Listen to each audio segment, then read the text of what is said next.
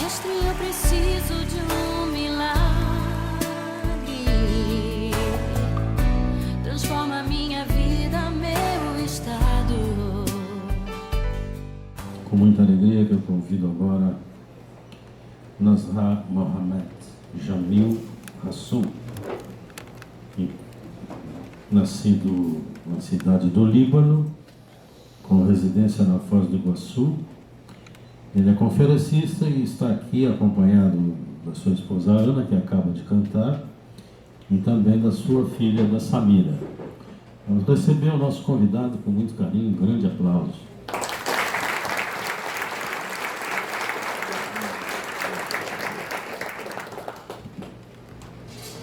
Boa noite. Essa boa noite foi fraca. Boa noite. Agora sim. Vou contar uma história como foi cantada hoje. Essa noite acabou de ser cantada assim, de alguém que era temporal, que fazia as coisas erradas, que muitos achavam que ele não tinha mais jeito, que muitos achavam que ele devia ter sido morto ou encerrado para sempre em alguma prisão. Ninguém nasce para ser assim. Ninguém nasce para viver uma vida errada. Mas no percurso da vida nós podemos encontrar algumas coisas que nos obrigam ou a necessidade nos leva para cometer algumas coisas que a sociedade não aceita, a lei não aceita. Começando assim, me apresento mais uma vez, Nazha Mohamed Jamil Hassoun. Não é japonês, é libanês. Eu quero falar em árabe também para minha Patrícia que está aqui, Massafé. Isso é já uma coisa diferente já. Não vou falar em árabe, vai ficar difícil daqui a pouco. Mas nasci também no Líbano. Nasci no Líbano, numa família política, pai proprietário de terras. E tinha um meu irmão juiz, que foi convidado para ser primeiro-ministro naquele país. E naquela atmosfera, naquele contexto também eu cresci sonhando ser um dia alguém como meu pai, como meu irmão e assim por diante. Terminando meus primeiros estudos, resolvi sair para estudar no exterior. Eu resolvi fazer isso porque havia acontecido uma guerra, se gerou uma guerra no Líbano, uma guerra civil, e até agora vivo a consequência dessa guerra. Perdi alguns anos de estudo, depois resolvi sair para os Estados Unidos para completar meu estudo superior e fazer por lá. Quando estava com os documentos prontos, passaporte pronto, matriculado na cidade de Elvis Presley, no estado de Tennessee, estava tudo pronto, me liga o meu irmão que morava aqui no Brasil e exatamente na cidade de Foz do Iguaçu, me convidando para vir para cá, para estudar aqui. Falou para mim que o estudo hoje em dia está tudo igual, e pode estudar no Brasil. Aqui eu tenho minha Patrícia, sabe que nós gostamos de viver juntos. Viver junto, a família. Então eu pensei, eu vou ver do lado do meu irmão. Por isso, em 1980, vim para aqui, para o Brasil, para estudar. Só que saí do Líbano com uma pequena fortuna para seu tempo, era muito boa, que dava para comprar 10 lojas na cidade de Leste, no Paraguai, naquele tempo. Eu tinha um orgulho e falei, não vou ver a custo do meu irmão. Eu vou lá, vou estudar, vou aplicar aquele dinheiro, depois me formo, volto para minha terra natal e não vivo ao custo de ninguém. Era meu pensamento, era a minha intenção, causa nobre. Chego aqui no Brasil e descubro uma coisa, não conhecia a língua portuguesa. É terrível isso. Descobri que estava fazendo uma aventura, fui fazer vestibular, sem conhecer a língua portuguesa. Uma loucura maior ainda isso. Alguns meses desisti de estudar. Corri para meu irmão, eu não quero mais estudar. E algumas vezes nós temos necessidade de ter alguém para nos ouvir, alguém para nos impedir de fazer loucuras. Talvez eu corri para ele para dizer: me socorre, me ajuda a perseverar naquele que quero fazer. Ele me falou na hora: não tem problema, vamos trabalhar no comércio. A intenção dele era boa de certo modo, mas não era tão boa, porque ele estava almejando o valor que eu trouxe como herança, parte da herança. Então fomos para o comércio, fomos trabalhar no comércio, mas na verdade quem estava trabalhando no comércio era ele. Eu estava conhecendo a vida. Um jovem, eu tinha 21 anos, foi conhecer a vida. Conhecer, foi para as noites, foi para tudo, e tinha dinheiro para fazer tudo o que eu queria. Algum tempo depois, conheci a minha primeira esposa. Conheci, casei, casamos, de repente tenho 3 filhos para cuidar, e a sociedade foi acabando. Saí daquela sociedade, separamos da sociedade, com prejuízo enorme. Saí com 10% daquele que eu entrei. Saí um prejuízo enorme. Tentei fazer o comércio, não consegui, mas como havia ainda herança, vendi, e o valor era muito mais que o primeiro. Fiz grande comércio, eu tinha contrato exclusivo com a Prefeitura de Foz do Iguaçu, naquela área de instalação elétrica, que eu trabalhava com ela. Estava indo bem, até um dia me aparece meu irmão de novo.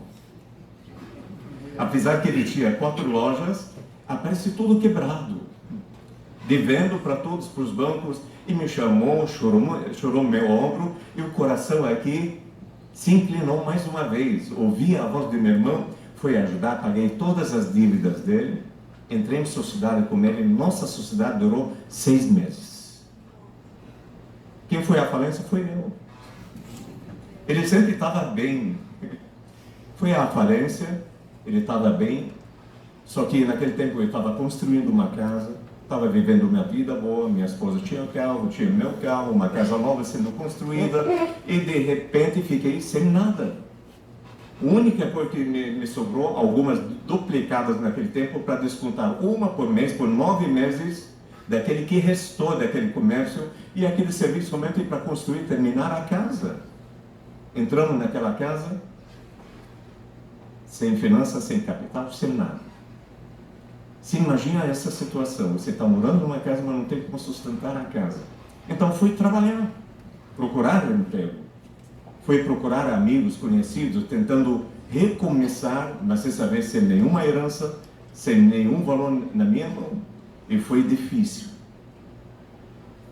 Não achei ninguém que abrisse para mim uma vaga, ou me recebesse como amigo, ou me desse o trabalho, nem que seja de funcionário, de balconista.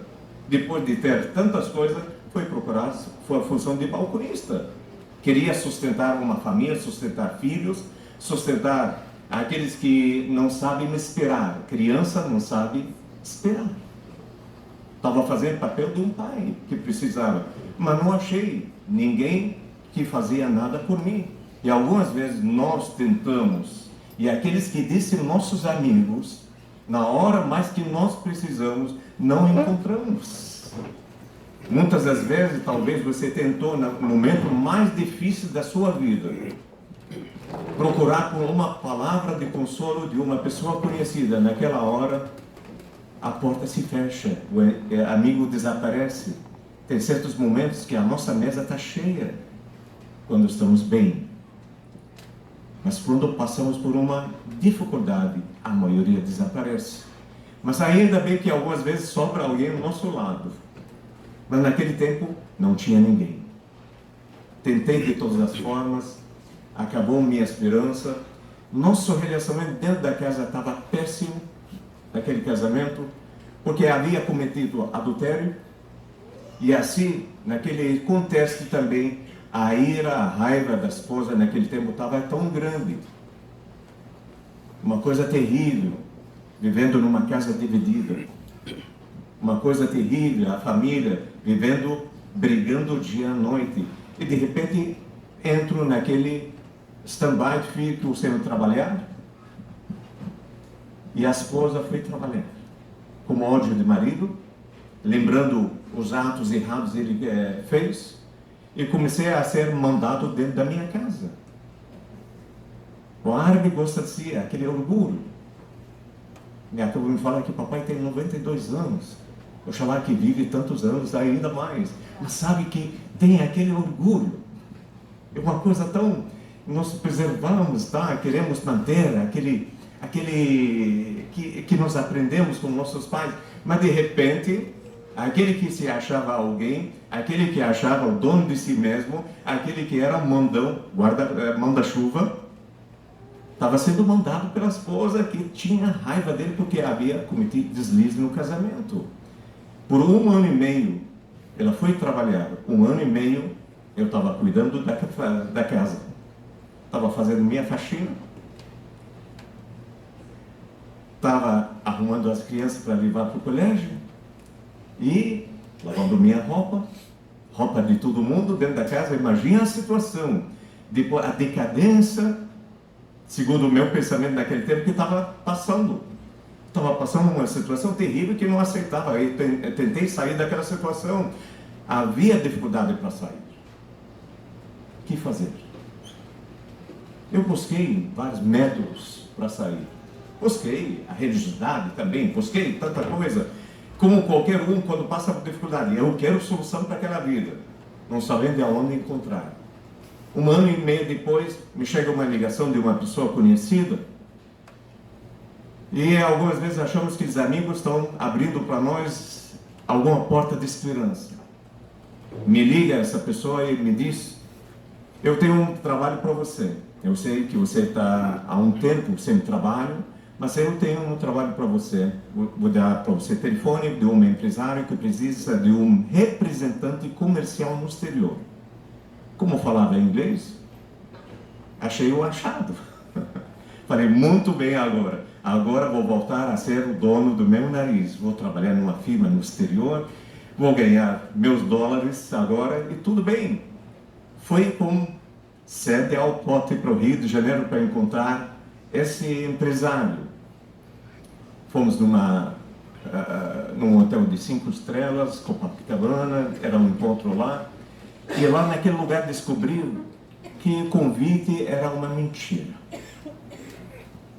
Ao encontrar aquele empresário, a primeira coisa que me pergunta: quanto que você está devendo? Uma coisa estranha. Antes da entrevista, me pergunta da minha dívida. Falei para ele que naquele tempo, nos anos 80, mas estava devendo uns $5 mil no valor daquele tempo, que era um valor alto para aqueles anos. $5 mil. Só isso? Muito pouco. Você tem uma conta bancária? Falei, eu tenho uma conta, mas não tem dinheiro mesmo, mas você tem uma conta. Me dá um número, amanhã vai estar esse valor na sua conta. Eu fiquei tão... Falei, que bom, que emprego isso. O homem está pagando minha conta. Quem não queria um patrão desse tipo? Paga a conta, depois fala de negócio. Só que o pior estava para acontecer. Você acha que aquele trabalho que foi falado para você dá dinheiro? Eu falei, pode dar dinheiro sim. Eu tenho um negócio melhor para você. Ou você aceita, e nós conversamos, ou você não aceita e sai por aquela porta, esquecendo do assunto. E pensei bem, como vou voltar para minha casa dizendo que não consegui emprego? Como vou rejeitar aquele que está me dando 5 mil para quitar minhas dívidas? Falei, se não é, aquilo pode ser outra coisa, mas nunca imaginei que ia ser a proposta. Negócio não é comércio exterior, negócio é cocaína. Ou você aceita, ou não aceita. Esse silêncio está reinando aqui, aconteceu lá naquele encontro também. Eu fiquei parado, paralisado, nunca fui educado para fazer essas coisas, nunca fui ensinado, nunca fui incentivado, nunca usei droga na minha vida. De repente alguém me convida para trabalhar com cocaína. Fiquei paralisado. Mas aquele homem na hora... Mas as coisas são fáceis. É fácil, você vai estar numa esquina, num país, e naquele lugar vai parar um carro, vai descer um motorista, você assume o lugar do motorista, vai andar 1 quadra, 2 quadras, 3 quadras, o máximo, vai entregar para outra pessoa e acabou. Quanto você quer para fazer isso? Eu fiquei que nem bobo, olhando na cara dele. Vou pedir o quê daquele homem andando 12 quadras? Pensei que ia devolver parte de 5 mil que ele estava me dando. Eu não entendia nada daquele negócio, eu era inocente. E o homem me falou assim, vou te dar 50 mil dólares. Quase caí da cadeira. Naquele tempo era um altíssimo valor. 50 mil dólares, nos anos 80, de valor alto. Concordei. Pensei assim, vou nessa viagem, vou fazer aquilo. Eu tenho crianças em casa, tenho uma família, pego aquele valor, começo um trabalho honesto depois, ninguém vai descobrir o que eu fiz. Eu achava que aquilo ia acabar naquele ponto. Eu não sabia que tipo de trabalho, consequência daquele trabalho, e assim entrei numa aventura sem saber o fim dela. 2 meses depois estava nos Estados Unidos, na ilha de Manhattan, e junto com um grupo de pessoas que nunca havia visto. Passou um mês, passou o segundo mês.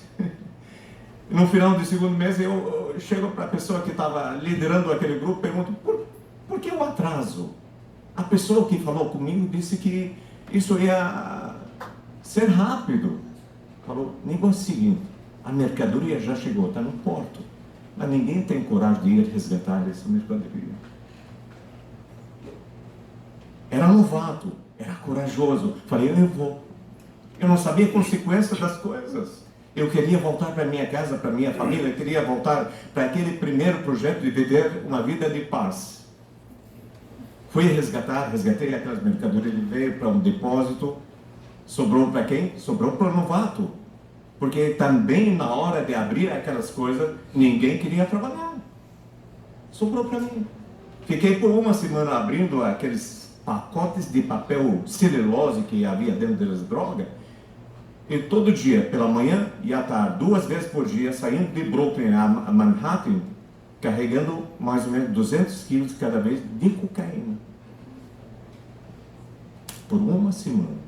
Aquele que era fácil, 1 quadra, 2 quadras, depois acaba e pronto. Acabou aquele serviço, não aconteceu nada naquele tempo comigo. Voltei e falei, ainda bem, não aconteceu nada comigo. Agora paro mesmo, eu quero paz na minha vida, já tenho os 50 mil dólares, fui receber aqueles 50 mil, e como gratificação me deram ainda 30 mil dólares a mais. Falei, agora porque acabou mesmo. 80 mil dólares, já parei. 30 a mais como gratificação pelo bom serviço que eu fiz. Falei, agora paro, mas antes de parar vou levar a família para descansar. Faz tempo eles estão sofrendo e tal. Fomos para uma praia no Nordeste, não falamos nem para a sogra. É um perigo falar para a sogra, nem para a sogra falar onde a gente estava. 1 semana na praia, tranquilo, estava deitado na cama, de repente toca no telefone no hotel, eu levo um susto. A voz conhecida, e a voz me pergunta, eu pergunto para a pessoa, como você me achou aqui? E a pessoa fala para mim, não importa como te achei, agora você vai fazer o seguinte, vai mandar sua família para casa, e você tem uma viagem para o exterior, para onde depois vai saber. Mandei a família, e descobri que meu destino era a Colômbia.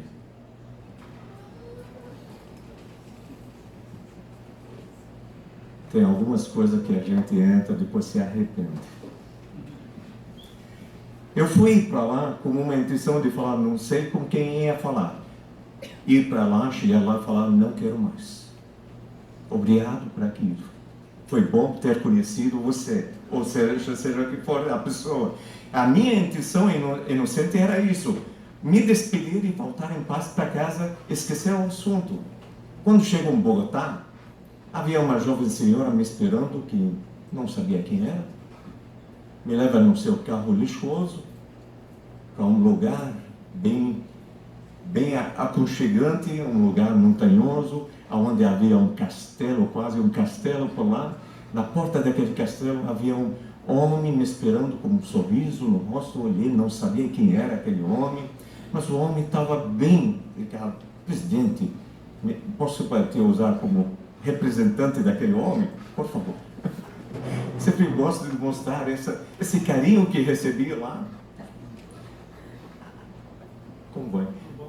Como foi a viagem? muito bom. Como está a sua esposa fulana? Mas não me falei o nome ainda dela. Como está seu filho fulano? Como está a outra filha? Como está a sua filha pequenininha chamada tal? Ela está bem? Eu sei que ela não foi apresentada, mas eu quero ser padrinho dela. Seja bem-vindo. Ele estava me falando, eu conheço tudo a respeito da sua vida. Você está na minha mão. A sua família está na minha mão.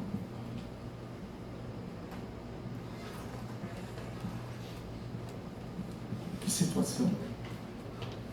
Mas até então, não sabia com quem estava me lidando. No decorrer da conversa, o homem me leva para dentro daquele lugar. E foi falando das minhas qualidades, qualificações. E falou, meus sócios acharam por bem tirar aquele que estava liderando aquele grupo. E agora achamos também outra solução. Quem vai liderar nossos negócios no exterior é você. E para isso, você não vai trabalhar mais. Você vai comandar um grupo de pessoas. Eu queria dizer não para aquele homem. Queria voltar para casa, para a família. Achava que era fácil. Não sabia que estava falando como chefe de carteira de Cali, de Colômbia.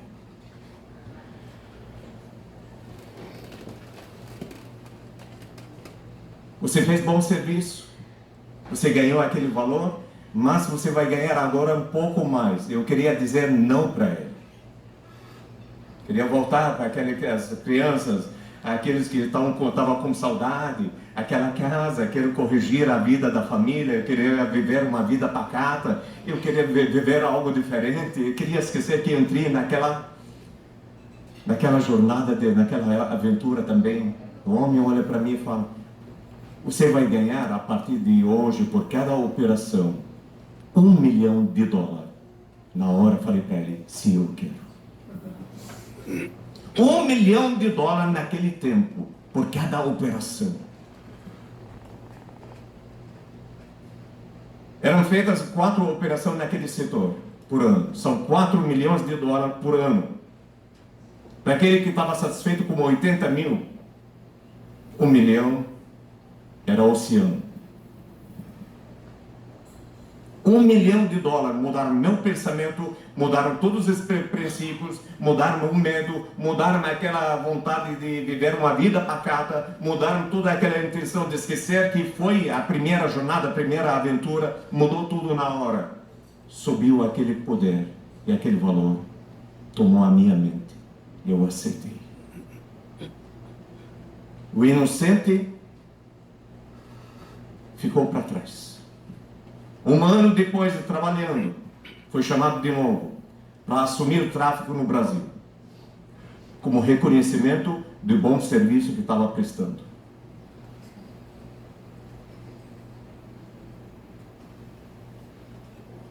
E uma vida de decadência. Comecei a ganhar muitos valores altos.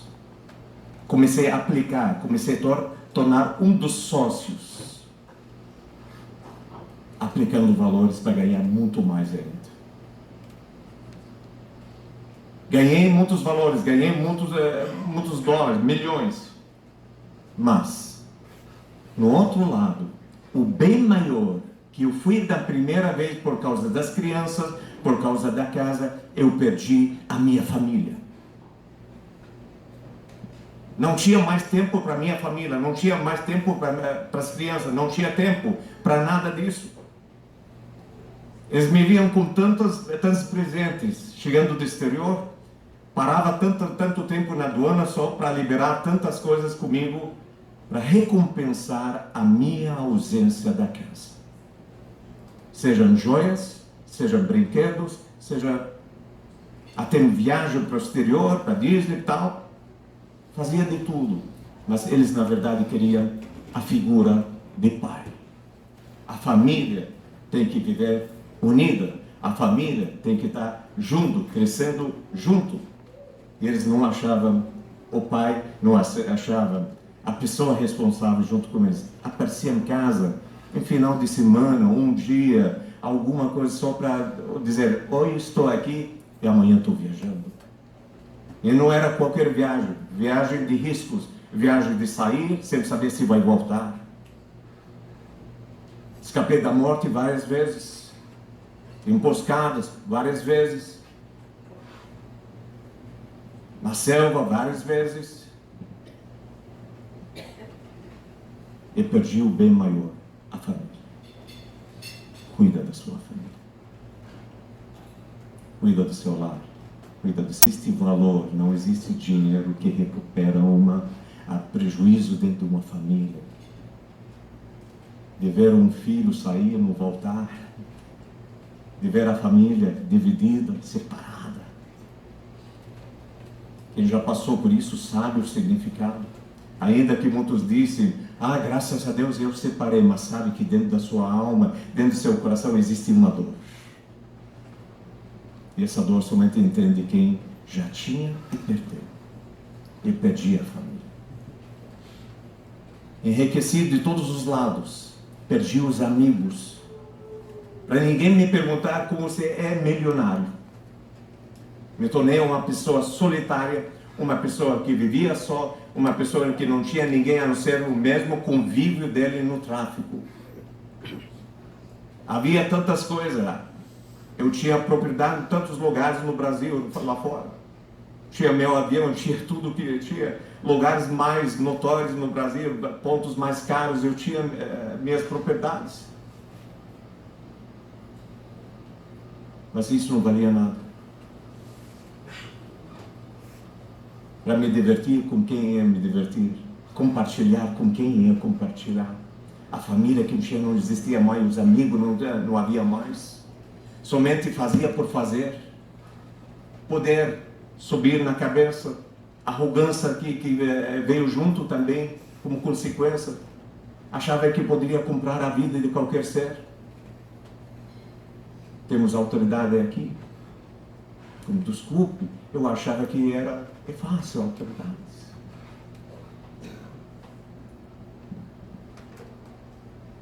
Dinheiro, eu achava que dinheiro comprava qualquer ser. E assim foi minha vida, de mal a pior. Minha arrogância foi tão grande que um dia eu fui visitar a minha mãe, que não havia visto ela há 11 anos, no Líbano. Falei, vou comprar algo para ela, um presente bom. Vou comprar um apartamento, uma casa, que ela vai escolher, que ela quer, vou comprar. Para mim, dinheiro não fazia diferença.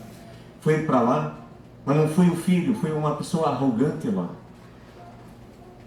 Chego lá, alguns dias, eu crio uma confusão, entristeço o coração da minha mãe. Para piorar, viro as costas sem comprar nada para ela. Olha a arrogância. Feri aquela que me amou, feri aquela que me criou, feri aquela que não devia ter feito a não ser beijar os pés dela por tudo que tem feito na minha vida.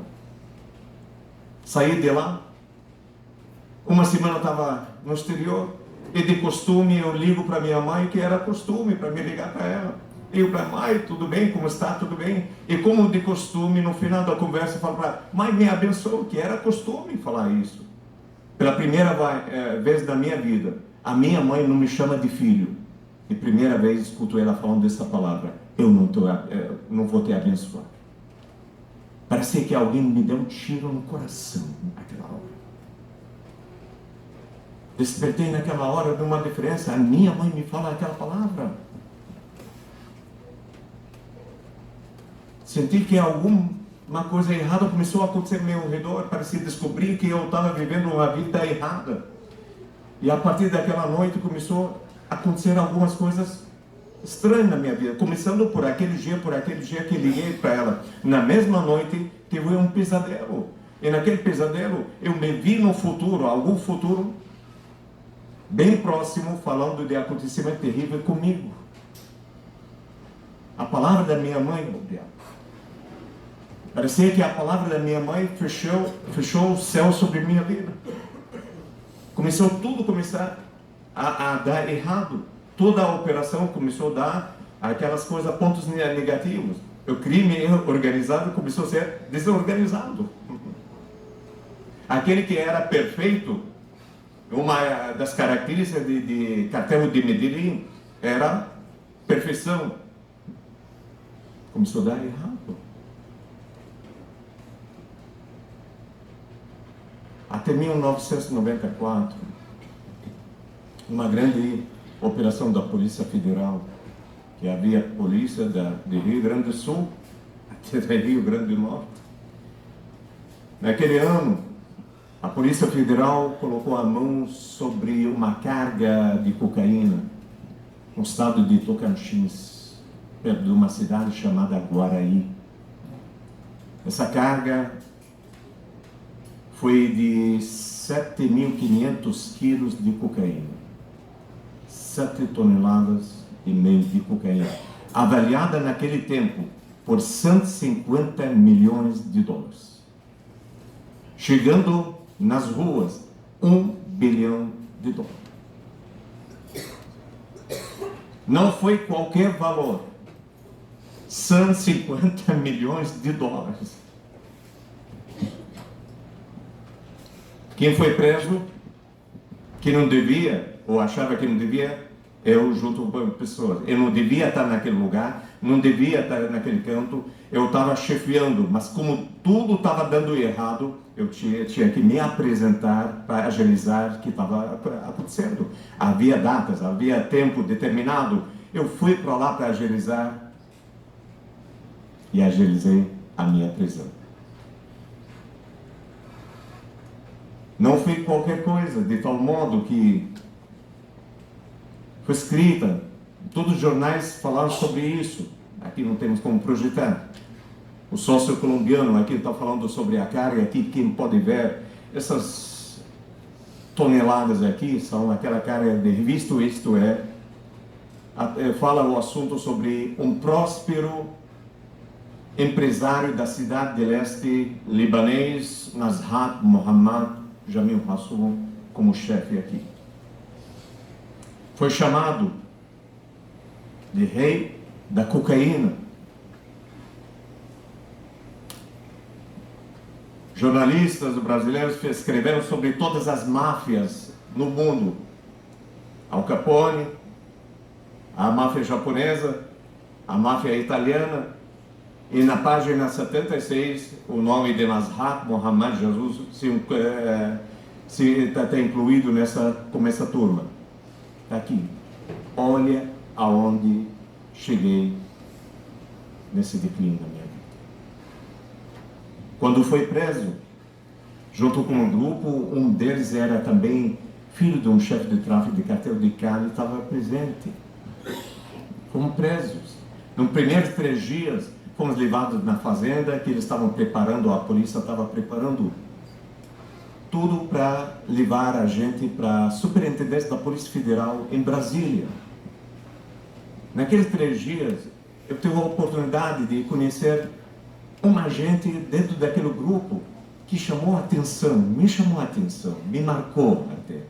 Uma pessoa que era diferente dos demais. Uma pessoa que não falava, mas a vida dele falava por ele, testificava dele. Primeiro dia fomos algemados ao relento, no sol de Tocantins, que conhece aquela terra, uma terra terrível. Quando o calor, naquele tempo de junho, então assa qualquer pessoa, tem areia embaixo, sol em cima, é uma praia. Fomos algemados de uma noite para outra, final de tarde de primeiro dia, naquele sol, senti sede, estava com sede, chamei um policial que estava passando por nós, um agente lá. Ele, por gentileza, dá para trazer água para a gente? Ele me mediu de cima para baixo, quase me matou com o olhar dele. Mas ele foi, pegou um caneco de água, deu água para todo mundo. Chegou em frente dessa pessoa que estou falando, jogou água no chão. Claro que não fiquei alegre ele fazendo aquilo. Só que depois, uns meia hora depois, sai de dentro de uma barraca que estava naquela fazenda, um policial que estava carregando um copo de vidro cheio de água. Eu estava olhando aquela água, tentando secar ela de longe, estava com sede. Mas, para minha surpresa, aquele homem chegou diante de mim e me entregou, sem nenhuma palavra, estendeu a mão e entregou aquele copo de água. Eu olhei para a cara dele, olhei para o copo olhei para o copo, olhei bem para a água, falei, será que colocaram algum veneno nele? Primeiro joga água no chão, de repente aparece alguém com um copo só para mim, falei, no mínimo colocaram alguma coisa. Mas a sede era maior que o medo. Tomei aquela água, estou vivo ainda, por isso estou falando. Tenho certeza que não havia nada naquela água.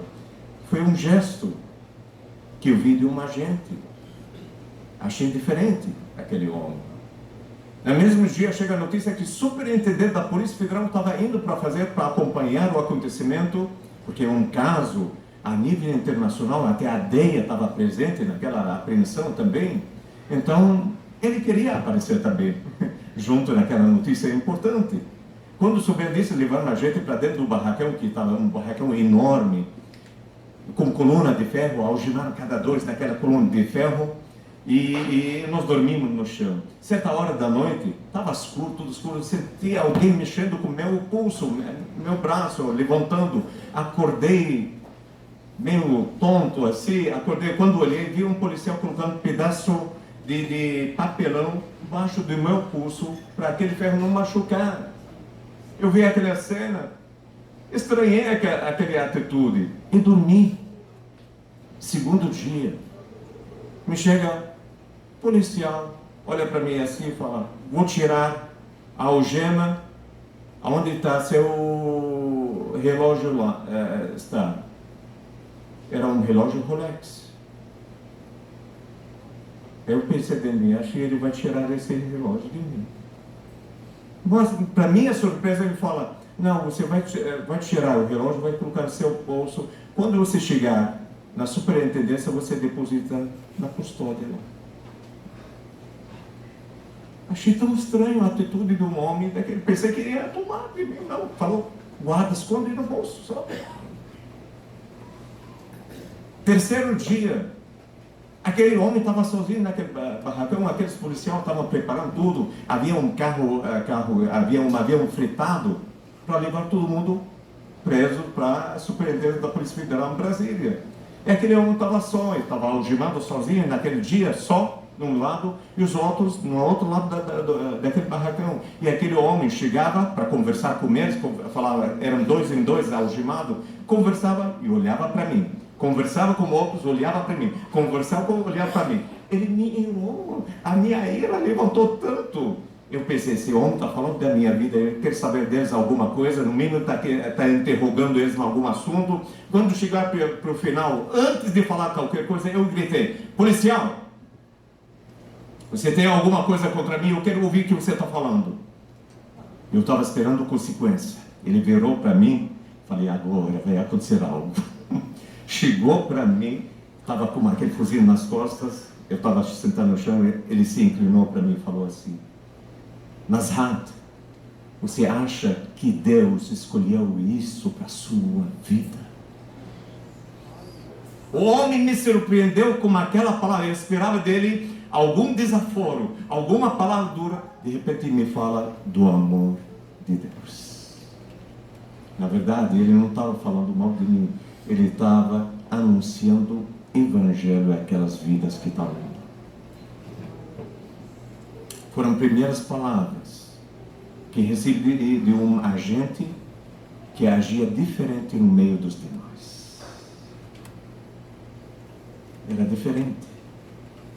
Ele agia com amor, ainda que era autoridade, mas agia com amor. Fomos transferidos para a superintendência da Polícia Federal dentro daquele lugar. Não entra nem cadastro, não entra cinto, não entra nada, não tem televisão, não tem nada. E dentro daquele lugar o desespero se aumenta, precisa se distrair, mas não tem nada para distrair, até aparecer na mão do meu companheiro que estava lá, que era colombiano, uma Bíblia.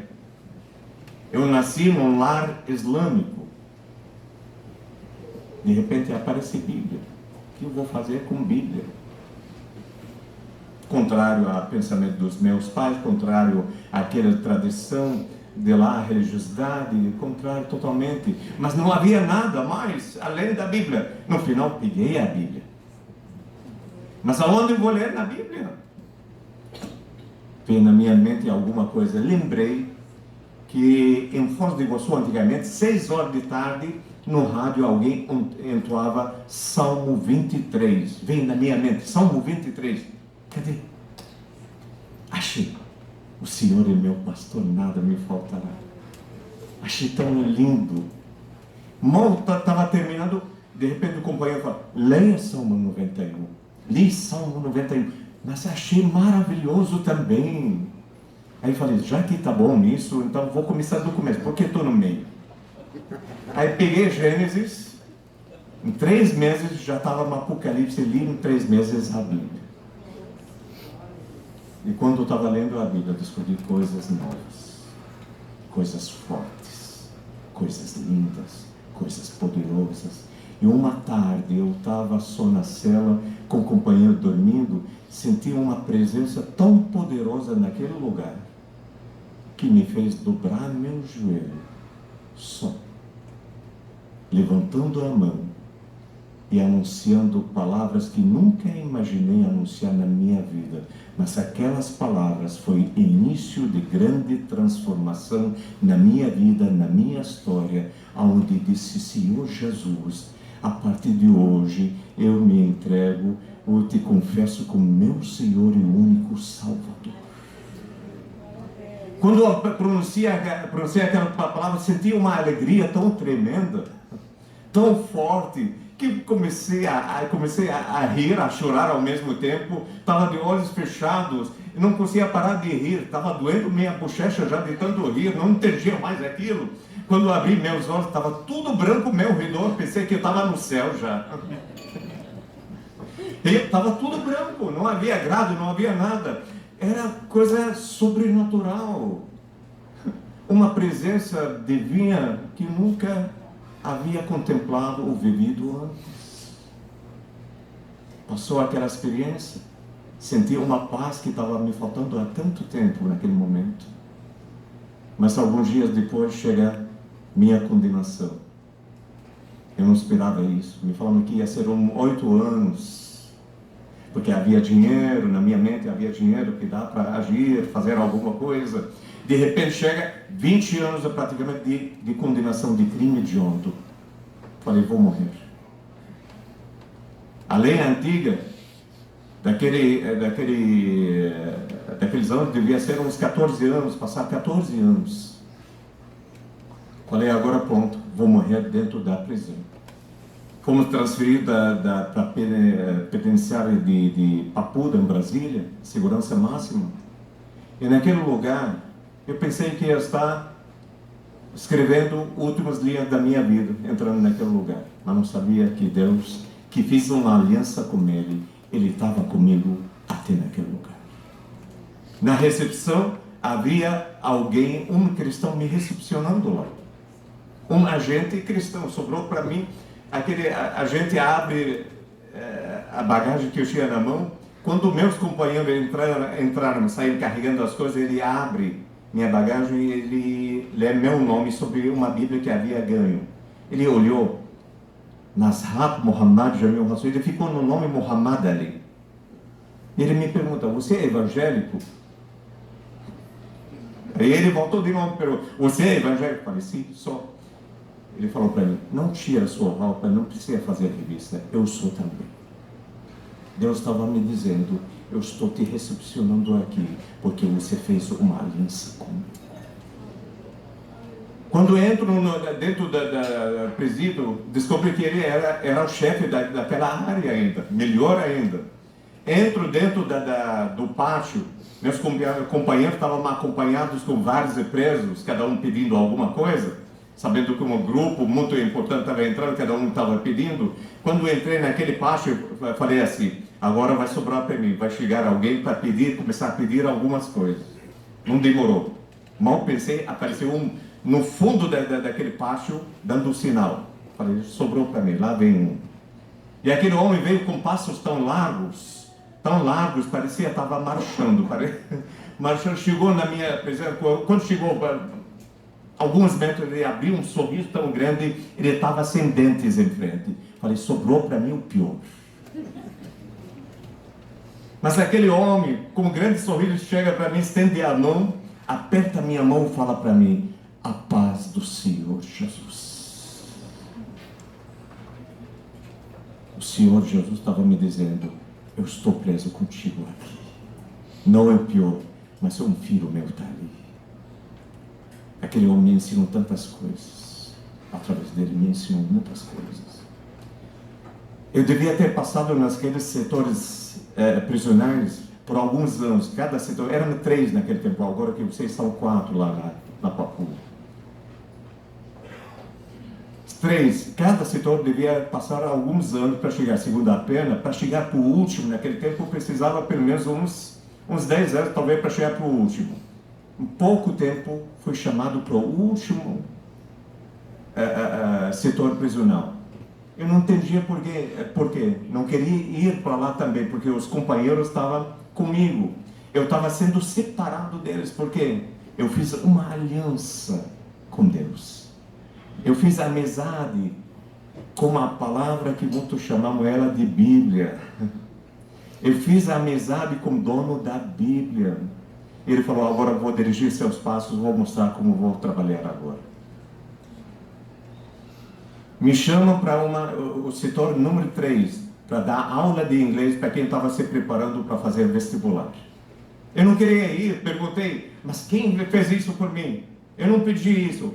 Algumas vezes nos perguntamos: quem está fazendo? Estamos acostumados como pessoas falam por nós, mas não sabia que Deus estava falando por mim. Me levou para aquele lugar onde havia igreja no setor 3. Deus queria que esteja ali mais perto também. Já fiz amizade com ele, então fica mais perto da igreja também. Lá as coisas começaram a melhorar. Melhoraram bastante. Mas havia ainda uma insegurança na minha alma, uma tristeza. A última voz da minha mãe era aquela voz de repúdio. Aquela tristeza que acumulou no meu coração, eu não te abençoo, não saía da minha cabeça, não. Um dia entra um celular na segurança máxima. Autoridade. Entra na segurança máxima um celular. Ninguém vai me perguntar como entrou na segurança máxima um celular. E chega na minha mão, tinha alguns minutos. Naqueles poucos minutos tentei ligar para advogado, ligar para pessoas conhecidas, amigos. Telefone no passado, naquele tempo antigo, não pegava. Dependia do torre e tal. É difícil, não conseguia para ninguém. Faltava pouco, é pouco mesmo. E de repente veio o pensamento: vou ligar para o Líbano. Parecia loucura, não estava pegando no Brasil. Disquei aquele número na casa da minha mãe, toca o telefone, pensei, aquele toque que não vai dar nada, de repente escuto a doce voz da minha mãe do outro lado. Falou: mãe. Ela falou: filho. Ela começou a chorar junto. E ela queria perguntar muita coisa. Eu falei: mãe, eu não tenho tempo. Com receio da última conversa, eu desci uma palavra para ela falando: mãe, a senhora pode me abençoar? Minha mãe, ainda sendo muçulmana, ela usa esse termo comigo: filho, eu te abençoo com toda sorte de bênção que Jacó abençoou seus filhos. Aquela hora, aquele tiro que recebi alguns anos atrás, parece que saiu, foi curado na hora. Senti algum peso sair de sobre meus ombros. Senti o céu se abrindo outra vez sobre minha vida, de tal maneira que, uma semana para frente, num culto público, num domingo, aparece um missionário entrando pelo portão do presídio para aquele pátio. Quando mal pisa lá dentro, ele grita: quem é o Jamil aqui? Falei: eu tenho uma mensagem da parte de Deus para a sua vida. Mamãe abençoou, o céu se abriu, Deus falou. Ele falou uma palavra assim, que numa igreja dentro de Brasília, alguém estava testificando da vida de um traficante, um que entregou a vida dele a Jesus, estava falando da sua vida. Ele falou: está falando da sua vida. Quando uma mulher daquela igreja de oração, Deus abre a boca dela para dizer assim: esse é meu filho amado, que ainda vou fazer uma grande obra na vida dele. Aquele missionário me fala: eu vim para trazer essa palavra para você, dizer, em breve Deus vai te tirar daqui e vai te levar de volta para a cidade onde você saiu. Não quer acontecer tudo isso? Havia passado 2 anos e meio, mais ou menos. Depois daquela palavra, passei um tempo. Total da minha prisão foi 3 anos e 4 meses. Quando saí, eu tenho recortes aqui, declarações, polícia, Ministério Público, querendo abrir de novo minha causa, como eu saí, quem foi o corrupto, quem foi comprado, mas não sabiam que é aquele que eu fiz aliança com ele determinou e eu saí pela porta. Maior pena, e o primeiro a sair daquele bando foi essa pessoa que eu estou falando. Dentro da prisão eu tentei me matar, no começo, porque havia passado uma procuração geral para uma pessoa. Quando descobriu que eu recebi 20 anos, falou, esse homem vai morrer lá dentro. Contas bancárias no exterior, propriedades, tudo. Tudo que eu tinha. Tudo aquele que corri, todo o risco da vida. Foi tomado, foi tirado. Eu tentei na hora me matar. Deus não me permitiu isso. Tentei tirar minha vida, achando que tudo aquele que eu fiz, que eu estava pagando por ele, foi em vão também. Mas Deus não permitiu a minha morte. E quando saí da prisão, voltando para Foz do Iguaçu, voltei totalmente sem nada. Frequentava a casa de uma senhora que orava pelos demais. E uma tarde ela, orando comigo, ela olha para mim e fala, o diabo vai te ligar.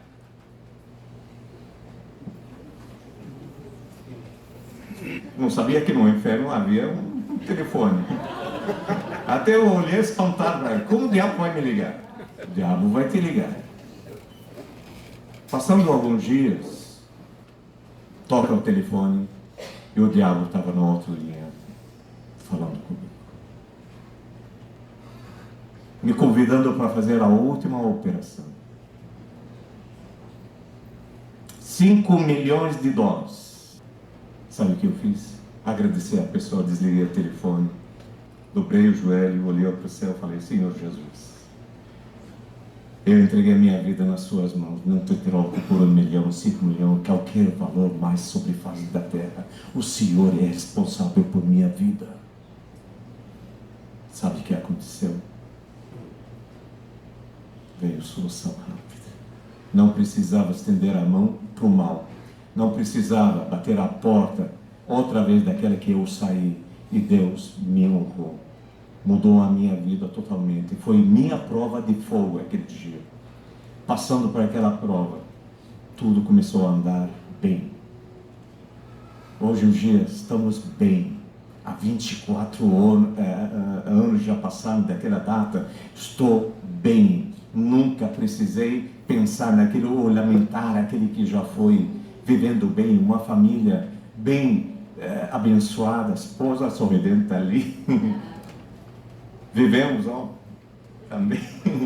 A nossa caçulinha está ali, outros filhos estão bem. A vida mudou. Porque quando nós temos uma cobertura sobre a nossa vida, nós entregamos a nossa vida a essa cobertura torna-se a razão de nosso viver, de corrigir as coisas da nossa vida. A primeira separação foi horrenda, foi com muito ódio. Meus filhos do primeiro casamento me odiavam até a morte. Eu tinha uma filha que um dia eu vi o diário dela depois de anos, abri aquele diário para ver que ela havia tirado do sangue dela, com seringa, tirou o sangue dela para escrever a palavra de ódio, pedindo a minha morte. Primeiro casamento foi debaixo desse ódio. Nós não conhecíamos uma cobertura, não seguíamos uma cobertura, não tínhamos alguém que zela por nós, por nossa família. Por isso veio a ser destruída a família. Mas olha bem, depois, passando os anos, Deus corrigiu a minha vida. Vivendo em paz, Ele foi corrigir o passado também. Deus não vai deixar nada pela metade, não. Aquela filha que me odiava até a morte, escreveu no sangue dela. Ela sai de uma cidade para outra, vai para Foz do Iguaçu, de repente aparece 3 horas de madrugada gritando em frente do portão. Pai, tira o diabo do meu corpo. Foi o momento que Deus preparou para ela aceitar o Evangelho do Senhor Jesus e Cristo e mudar a vida. O marido dela, que é advogado de uma família tradicional, também aceita o Senhor Jesus. Um tempo depois, os dois se transformam em ministros numa casa de fé. Meu filho, que é advogado em Itajaí, Santa Catarina, 15 anos atrás, aqueles que odiavam o pai, me liga: pai, eu vou para Foz. Seja bem-vindo. Pai, não, eu estou indo, não é para ficar, estou indo para ser batizado, eu quero o pai estar lá. Queria honrar o pai.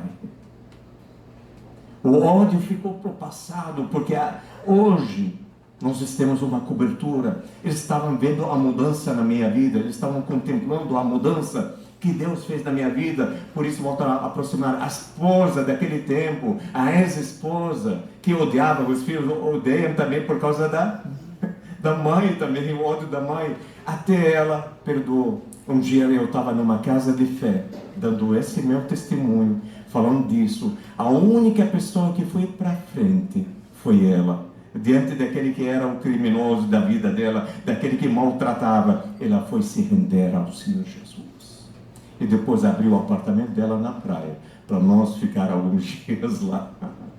Deus corrige todas as coisas quando você faz uma aliança sincera com Ele. Mestre, eu preciso de